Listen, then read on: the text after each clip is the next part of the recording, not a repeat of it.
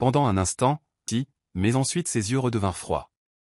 Anointed, il y a des choses que tu ne comprendrais pas. Certaines choses ne peuvent pas être dites. Laisse tomber. Se sentant vaincu, Anointed s'affaissa sur sa chaise, sentant un mur entre eux qui semblait impossible à briser. David se tourna et quitta la pièce, la laissant seule avec ses pensées, ses rêves d'un mariage aimant s'effaçant lentement. Le lendemain, se sentant perdue et inquiète, Anointed décida d'appeler le père de David. Elle prit une profonde inspiration et parla en fond d'inspiration et parla enfin.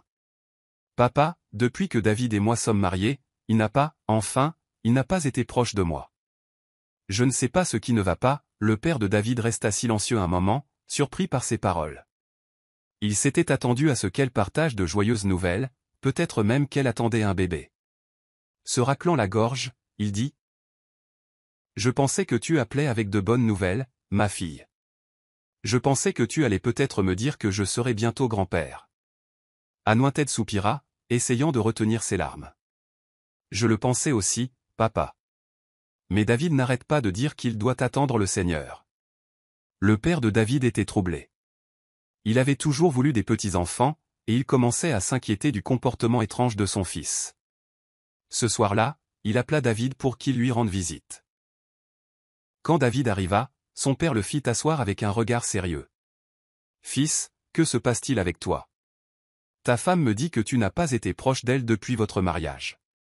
Est-ce que tout va bien ? » David en rit, secouant la tête. « Papa, tu t'inquiètes trop.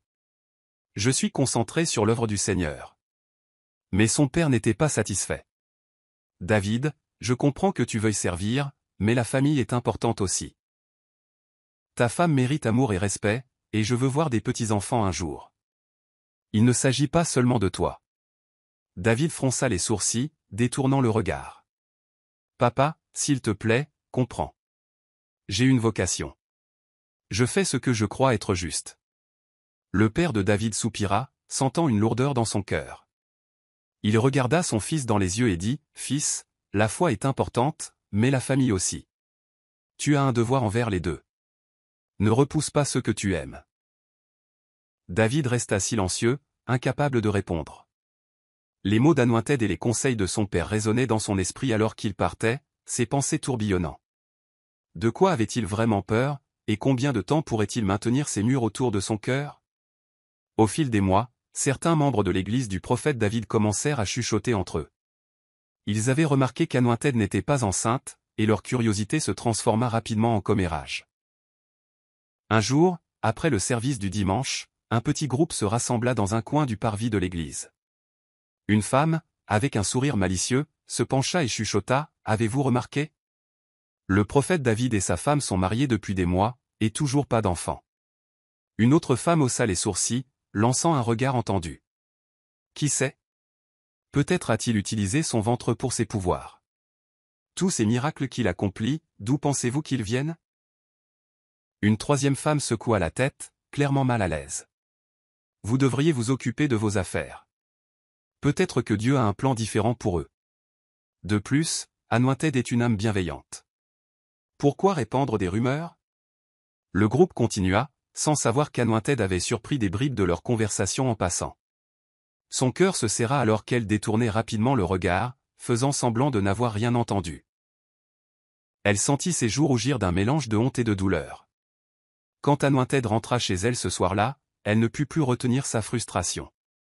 Elle raconta à David tout ce qu'elle avait entendu, les chuchotements, les accusations blessantes et les médisances. Elle put à peine finir ses mots avant que les larmes ne lui montent aux yeux.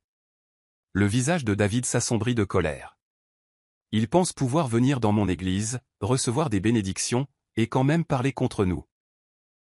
Marmonna-t-il en serrant les poings. Je vais leur montrer à qui ils ont affaire. Ce dimanche-là, le prophète David se tint devant sa congrégation, ses yeux balayant la foule jusqu'à ce qu'il se pose sur les deux femmes qui avaient répandu les rumeurs. Il s'adressa à la congrégation d'une voix qui résonna dans le bâtiment, sévère et autoritaire. « Il y en a parmi nous qui pensent qu'il est juste de répandre des mensonges, » annonça-t-il. Certains qui pensent pouvoir ternir le nom des serviteurs choisis de Dieu. Vous savez qui vous êtes, et je ne permettrai pas une telle méchanceté dans ce lieu saint. Les deux femmes baissèrent les yeux, clairement mal à l'aise. leurs visages pâlirent tandis que la foule murmurait autour d'elle. David ne s'arrêta pas là. Si vous pensez pouvoir juger l'œuvre de Dieu sans conséquence, vous vous trompez. C'est mon dernier avertissement à ceux qui colportent des ragots et mentent dans la maison de Dieu. Il pointa du doigt les deux femmes. Je ne veux plus voir aucune de vous deux ici. Des hoquets de surprise emplirent l'église, et les deux femmes se levèrent rapidement, se dépêchant de sortir de l'église, honteuses. David continua son sermon comme si de rien n'était, mais une vague de tension s'était abattue sur la salle. Après le service, David appela Michael, un de ses huissiers fidèles, dans son bureau. Michael était un jeune homme humble qui avait toujours été dévoué à l'église, mais il avait des difficultés financières et partageait souvent ses problèmes avec David. David l'examina, affichant un petit sourire calculateur. David marqua une pause, puis dit avec précaution, « Je veux que tu m'aides à accomplir mon devoir d'époux. Tu sais que je suis occupé par l'œuvre de Dieu, et je ne peux pas être distrait, mais il est temps que ma femme Anointed ait un enfant. » Il fixa son regard sur Michael.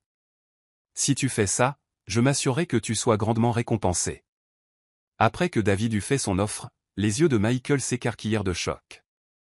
Il secoua la tête rapidement, reculant d'un pas, « Non, prophète David, je ne peux pas faire ça, » balbutia Michael. « Je vous respecte, vous et votre femme, mais ça, ce n'est pas juste. » David se pencha en avant, sa voix calme mais ferme. « Michael, réfléchis bien. C'est une chance unique de te sortir, toi et ta famille, de la misère. Penses-tu que le Seigneur abandonnerait son fidèle serviteur alors qu'il y a un moyen de soulager sa souffrance? » Michael secoua à nouveau la tête, mais les pensées de sa mère lui vinrent à l'esprit. Elle était à l'hôpital depuis des semaines, avec des factures qui s'accumulaient et qu'il ne pouvait pas payer. Il pensa à elle, allongée là, attendant une aide qui ne semblait jamais venir. Son cœur se serra de culpabilité et d'inquiétude. Finalement, il leva les yeux vers David, sa voix tremblante. « Ma mère, elle est à l'hôpital, les factures sont si élevées, et je ne peux pas les payer. » Il s'arrêta, luttant avec ses mots. « Si je fais ça, m'aiderez-vous à couvrir ses frais d'hospitalisation ?» David sourit et posa une main rassurante sur l'épaule de Michael. « Bien sûr, Michael, considère que c'est fait. Tu m'aides et je m'assurerai que ta mère reçoive les soins dont elle a besoin. » Michael prit une profonde inspiration, sentant le poids de sa décision. « D'accord, je le ferai, » dit-il doucement. « Mais écoute, » ajouta David, « sont-on sérieux, tu ne dois parler de ça à personne. Ça doit rester entre nous. Si quelqu'un l'apprend, ça pourrait tout gâcher. Tu comprends? » Michael hocha la tête, un mélange de peur et de détermination dans les yeux. « Je comprends, je ne le dirai à personne. » Sur ce, les deux hommes se serrèrent la main, scellant leur pacte secret. Michael sentit un lourd fardeau s'installer sur son cœur, sachant qu'il franchissait une ligne qu'il n'aurait jamais pensé franchir. Mais pour le bien de sa mère, il était prêt à faire ce qu'il fallait. Quand David rentra à la maison, il trouva Anointed assise dans leur salon, son expression un mélange d'inquiétude et d'amour. Il s'approcha d'elle, lui prenant les mains. « Je suis désolé pour mon comportement. J'ai changé, » dit-il sincèrement. « Ce soir, nous allons passer un moment merveilleux ensemble, comme mari et femme. Mais d'abord, nous devons boire un peu. » Les yeux d'Anointed s'écarquillèrent de surprise. « Boire? Mais tu sais, l'alcool est contre notre foi. » « Je ne bois pas et je ne commencerai pas maintenant. » David s'approcha, sa voix s'adoucissant. « Je t'aime tellement, ma femme. C'est important pour moi. L'alcool m'aidera. Pour certaines choses. Si tu m'aimes vraiment, tu me soutiendras. Les gens parlent dans notre dos parce que nous n'avons pas d'enfants. Mettons fin à leur commérage. » Anointed hésita, le cœur tiraillé. Elle voulait soutenir son mari, mais elle savait aussi que cela allait à l'encontre de tout ce en quoi elle croyait. Finalement, sentant la pression de ses paroles et le poids de leur situation, elle accepta à contre-cœur. « D'accord, mais juste un peu. » Ils allèrent à la cuisine et David versa 2 verres. Sans qu'Anointed le sache, il avait rempli son verre d'alcool mais avait secrètement bu de l'eau lui-même. « Santé, » dit-il en levant son verre avec un sourire.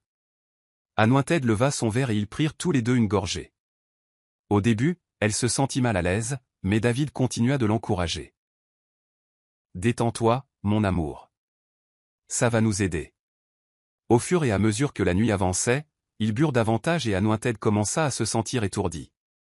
L'alcool la rendit somnolente et bientôt, elle eut du mal à garder les yeux ouverts.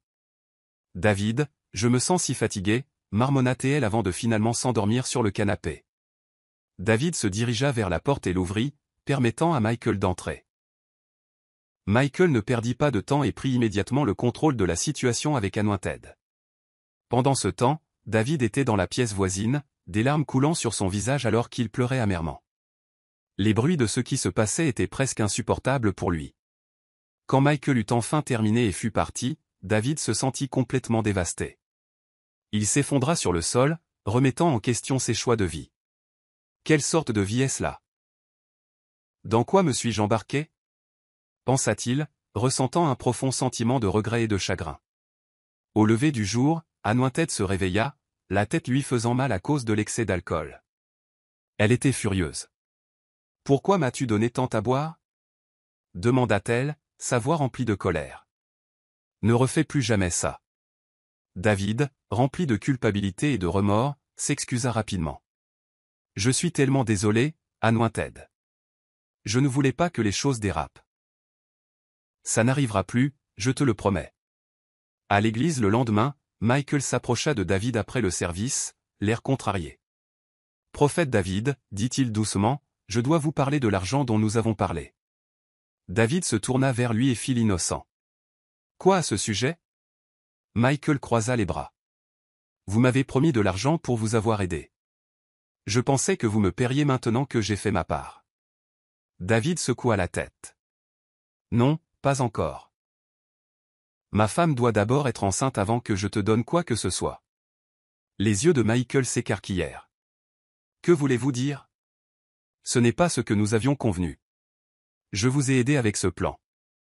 Je devrais être payé maintenant. » Le visage de David devint sérieux. « Écoute, Michael, je n'ai pas le temps pour ça. Tu connaissais l'accord. Anointed doit être enceinte ou je ne peux pas te payer. C'est aussi simple que ça. Mais j'ai pris un risque pour ça. » dit Michael, devenant frustré. « Et si quelqu'un l'apprend? Et si ça tourne mal?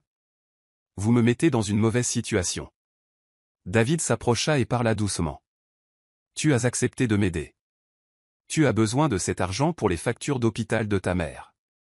Ne fais pas comme si tu ne voulais pas le faire. » Michael hésita, l'air confus. Il avait vraiment besoin de l'argent, mais il avait peur de se faire prendre. « Je pensais que j'obtiendrais quelque chose pour ma peine. » dit-il doucement. David soupira et passa une main dans ses cheveux. « Je ferai en sorte que ça en vaille la peine, je te le promets. Concentre-toi juste sur le fait de la mettre enceinte d'abord. Une fois qu'elle attendra un enfant, je te donnerai ta part. Tu verras. » Sur ce, David se détourna, laissant Michael se sentir frustré et trompé. Il se sentait piégé dans un plan qui devenait de plus en plus compliqué chaque jour. Pendant les nuits suivantes, David poursuivit son plan avec Anointed. Il la persuadait de boire avec lui disant que c'était le seul moyen pour lui d'être un bon mari. À contre-cœur, Anointed acceptait, bien qu'elle se sente toujours mal à l'aise. Elle aimait David et voulait que leur mariage fonctionne, alors elle se plia à ses souhaits. Une fois qu'elle était endormie sous l'effet de l'alcool, Michael entrait, comme secrètement arrangé par David. Sous le couvert de la nuit, il avait ses volontés avec elle, profitant de la situation sans qu'elle le sache. Chaque nuit, David jouait le jeu, maintenant l'apparence d'un mari aimant qui essayait simplement de bien faire les choses. Après quelques semaines de ce manège, Anointed commença à se sentir étrange. Elle se sentait tout le temps fatiguée, et bientôt elle commença à avoir des nausées matinales. Inquiète, elle se rendit chez le médecin qui confirma qu'elle était enceinte. Excitée, Anointed se précipita à la maison pour annoncer la nouvelle à David. « Je suis enceinte », annonça-t-elle avec joie, sentant son cœur se gonfler de bonheur à l'idée de fonder une famille. David afficha un grand sourire et la serra dans ses bras, faisant semblant d'être ravi. « Enfin, » dit-il en l'embrassant. Il appela ensuite son père et partagea fièrement la nouvelle, disant « Tu vas bientôt être grand-père. » Le père de David était fou de joie, ravi que leur famille s'agrandisse bientôt. Le dimanche, David se tint devant sa congrégation, rempli de fierté, ignorant la demande discrète d'Anointed de garder la grossesse privée. Il leva les mains pour calmer la foule et annonça j'ai une merveilleuse nouvelle à partager avec vous tous. Ma chère femme, Anointed, attend un enfant. » La congrégation éclata en acclamations et applaudissements. Les gens étaient ravis, applaudissant et lançant des bénédictions pour les futurs parents. Certains s'avancèrent après le service, les félicitant et les comblant de vœux. C'était comme si l'annonce de David avait levé un poids de l'Église. Tous les commérages et les chuchotements de doute commencèrent à s'estomper, remplacés par l'excitation pour la famille grandissante du prophète. Après le service, Michael se glissa discrètement dans le bureau de David, parlant à voix basse pour le féliciter. « Félicitations, prophète », dit-il en forçant un sourire et en joignant nerveusement les mains. « Je suis vraiment heureux pour vous et Anointed. » David hocha la tête, levant à peine les yeux alors qu'il rassemblait ses affaires. Michael prit une profonde inspiration et continua, à propos de l'argent. « Vous avez promis de me payer une fois la nouvelle confirmée. L'opération de ma mère est prévue bientôt et j'ai besoin de l'argent de toute urgence. » David se tourna et lui fit un signe de la main, souriant d'une manière qui n'atteignait pas ses yeux. « Ne t'inquiète pas, Michael, je m'assurerai qu'on s'occupe de toi, dit-il d'un ton dédaigneux. Reviens la semaine prochaine et nous en parlerons. » Le visage de Michael se décomposa, un mélange d'inquiétude et de frustration traversant ses traits. « Mais prophète, l'hôpital dit que ma mère ne peut pas attendre une semaine de plus. S'il vous plaît, vous avez promis. » Le sourire de David s'effaça, remplacé par un regard sévère. « J'ai dit la semaine prochaine. »« Sois patient, Michael, ne me fais-tu pas confiance ?» répondit-il, son ton glacial. Michael déglutit difficilement, se sentant vaincu. Il savait qu'il serait inutile d'argumenter davantage, alors il quitta le bureau tranquillement, bien que son cœur soit lourd d'inquiétude et de frustration. En sortant de l'église, il se demanda combien de temps il pourrait encore attendre alors que sa mère avait le plus besoin de lui. 2 jours plus tard, le monde de Michael s'écroula. Sa mère, qui s'était accrochée à l'hôpital, décéda. La nouvelle le brisa. Elle était partie, tout ça parce qu'il n'avait pas pu obtenir l'argent dont il avait désespérément besoin pour son opération. Le chagrin et la colère emplirent son cœur alors qu'il était assis dans sa petite chambre, serrant une photo d'elle. Des larmes coulaient sur son visage et son esprit était envahi de souvenirs douloureux et de regrets. Dans un accès de rage et de chagrin, il attrapa son téléphone et composa le numéro du prophète David. Au moment où David répondit, la voix de Michael éclata, empreinte de fureur brute. « Êtes-vous heureux maintenant, prophète ? Ma mère est morte, elle est partie parce que vous avez rompu votre promesse. Toute cette douleur, toute cette honte, c'est à cause de vous. » Il y eut un silence à l'autre bout du fil, avant que David ne réponde enfin, d'un ton calme et froid. « Michael, surveille tes paroles. Souviens-toi à qui tu parles. » Le chagrin de Michael se transforma en pure colère. « Vous vous dites un homme de Dieu. Vous avez promis d'aider, et quand j'ai eu le plus besoin de vous, vous m'avez ignoré. Vous avez menti à tout le monde, y compris à votre propre femme, et vous m'avez utilisé comme une marionnette. Eh bien, c'est fini. Je dirai à tout le monde ce que vous m'avez fait faire.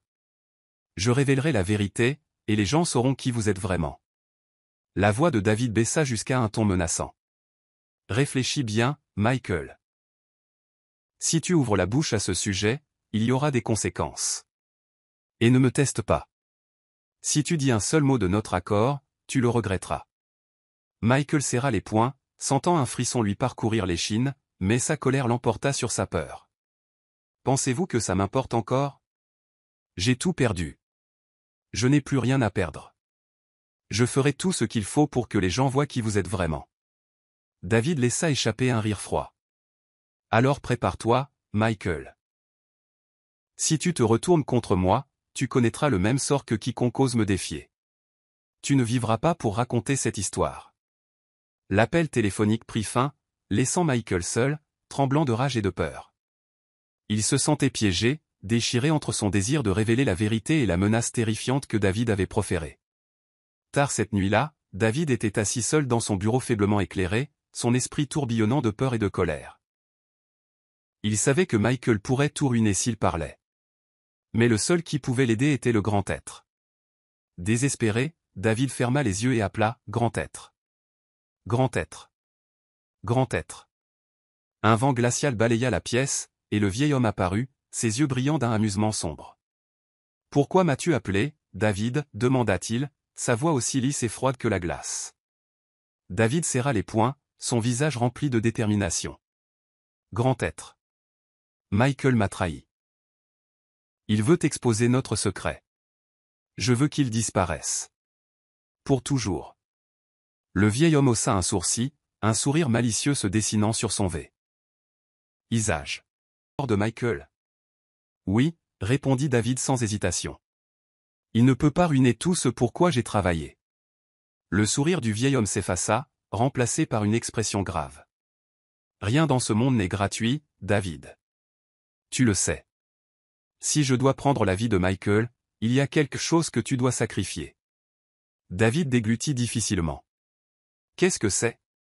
Les yeux du vieil homme s'assombrirent et il parla lentement. La vie qui grandit à l'intérieur de ta femme. Sa grossesse doit être sacrifiée. C'est le prix à payer. David sentit son cœur se tordre. C'était son enfant tant attendu, celui qu'il avait exhibé devant sa congrégation. La pensée de perdre le bébé le frappa, mais il ne voyait pas d'autre solution. Si Michael révélait la vérité, il perdrait tout, l'Église, son pouvoir, sa réputation. Prenant une inspiration tremblante, David regarda le vieil homme dans les yeux. Fais-le. Le vieil homme sourit, une satisfaction perverse dans son expression. Il leva la main et murmura quelque chose à voix basse. Des mots dans une langue que David ne comprenait pas.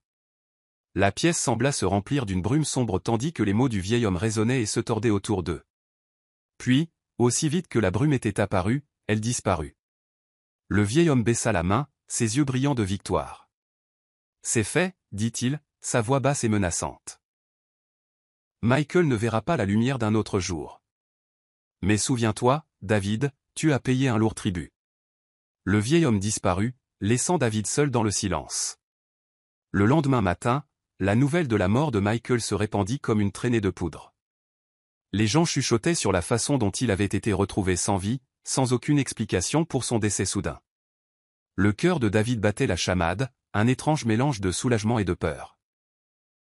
Soulagement que son secret soit en sécurité, mais peur du prix qu'il venait de payer. Plus tard dans la soirée, Anointed s'effondra à la maison, se tenant le ventre. Elle fut transportée d'urgence à l'hôpital, mais les médecins ne purent rien faire.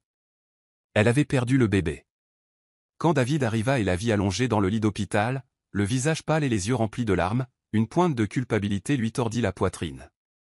Elle attrapa sa main, sa voix à peine un murmure. Pourquoi est-ce arrivé, David? Notre bébé. David se força à lui tenir la main, mais il ne put se résoudre à la regarder dans les yeux.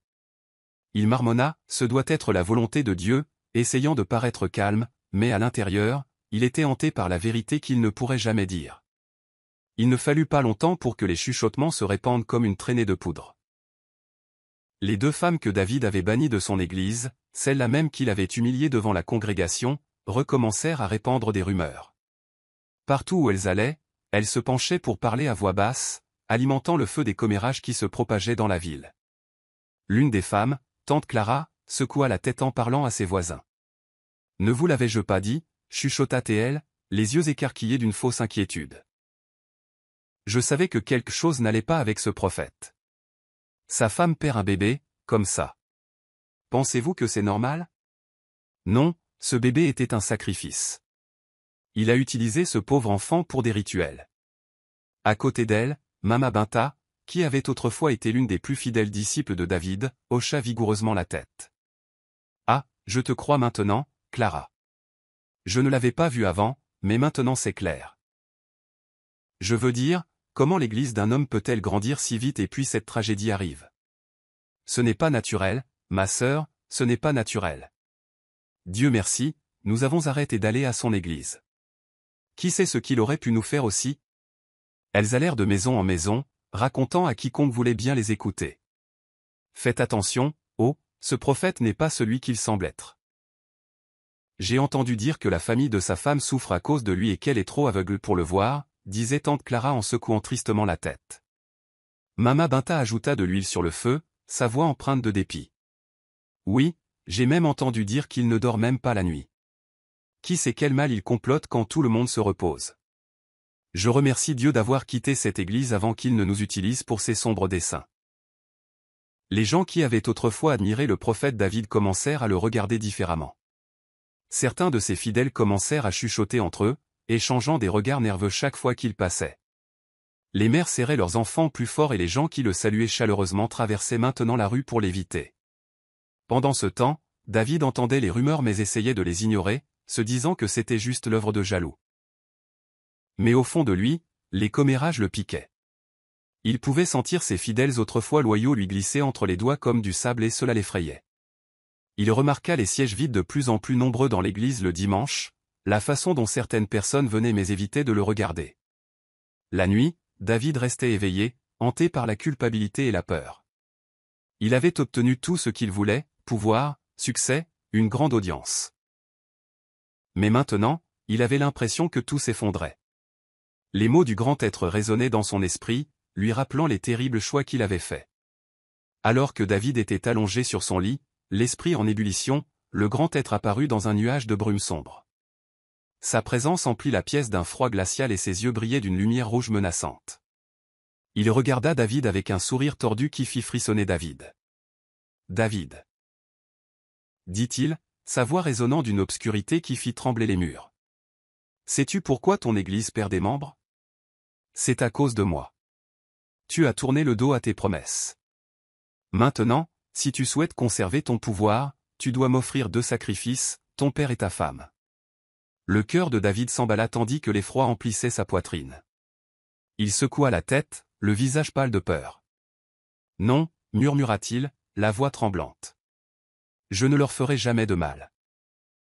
Je ne me soucie plus de ce pouvoir. Je suis fatigué.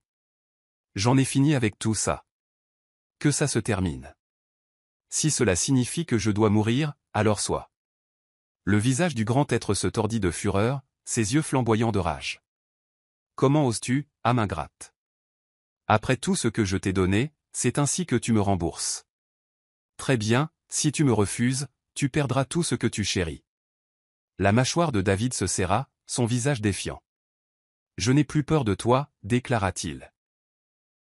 Je confesserai tout, je dirai la vérité au monde. Je te dénoncerai, ainsi que toutes les choses terribles que tu m'as fait faire. Ça se termine maintenant. » Le sourire du grand être s'effaça, remplacé par une expression de colère froide et terrifiante. « Tu penses pouvoir parler contre moi ? Tu penses que quelqu'un te croira ? » D'un geste de la main, une force puissante frappa David. Sa bouche s'ouvrit pour crier, mais aucun son ne sortit. Il essaya de crier, d'appeler à l'aide, mais aucun mot ne se forma. Il ne pouvait rien entendre non plus. Tout était devenu silencieux. La voix du grand être emplit son esprit une dernière fois. « À partir de cet instant, tu es muet. Tu es sourd. Tu ne parleras plus jamais, ni n'entendras le son de ta propre voix. Je te laisse dans ton silence.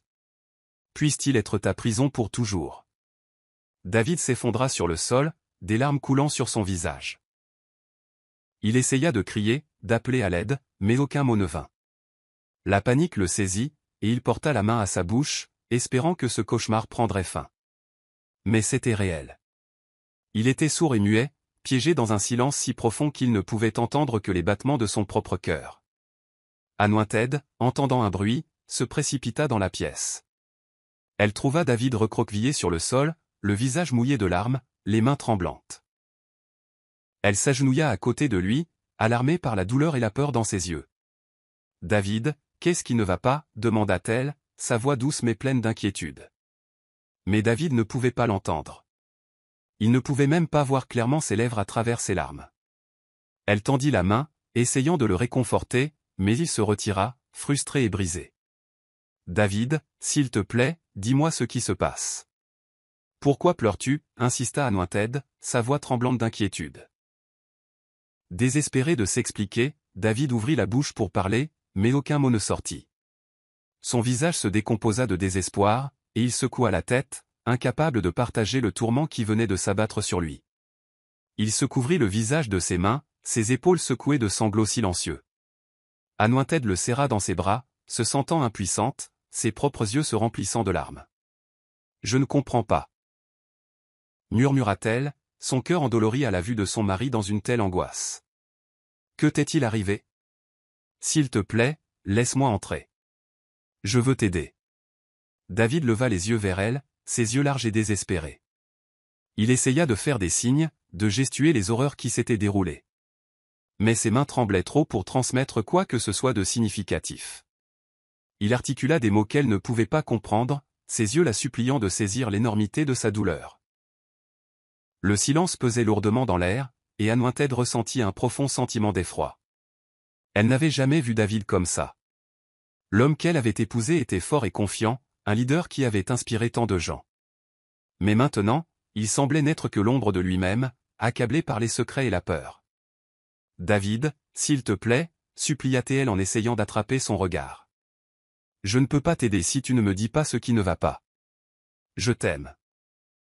Quoi que ce soit, nous pouvons y faire face ensemble. » À ce moment-là, David sentit une lueur d'espoir.